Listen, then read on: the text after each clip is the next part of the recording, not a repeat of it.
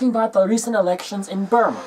This is a historic event in Burmese history over the last 25 years. It basically, the opposition party, the National League for Democracy, won the majority of seats in parliament. This hasn't happened since 1990. Thankfully, the military conceded defeat and didn't annul the elections which happened in 1990. And of course, the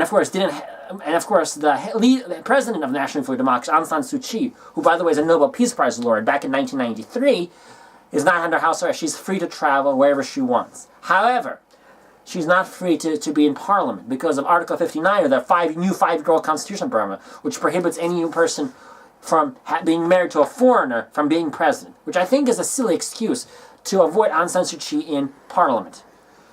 And I think Aung San Suu Kyi should have, now that there's a majority of seats in parliament, that the Burmese National League for Democracy should try to pass a law through parliament to cancel this provision of the Constitution. So, I am urging National League for Democracy in Parliament to hold accountable for people who have been violating international human rights, humanitarian and criminal law in the last 60 years in Burma, in violation of the Convention Against the Child, the Convention Against Torture, against the Geneva Conventions and the Rome Statute of the International Criminal Court. And I want the country to become a democratic, multicultural, multi-peaceful country in Burma. Also, this has to be mentioned. Even though many of my Burmese friends are not going to like this, but it has to be mentioned. There needs to be some settlement of the Rohingya population. The continual apartheid-like status of Rohingya in Western Burma is unacceptable. It is unacceptable that there's so much interracial faith conflict between Rohingya and Rakhine in the Rakhine state in Burma, and it must be corrected. I mean, apartheid is another one of those crimes against humanity, and it must be stopped.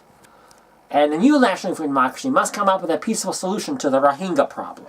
It also must come up with a solution on how to compensate people who've been raped, tortured, attacked, and civilians, and so on, during the last 60 years of civil war and civil unrest in the Shan, Karen, Rakhine, and Kachin states in Burma.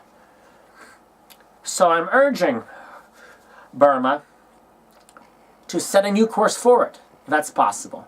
Thank you.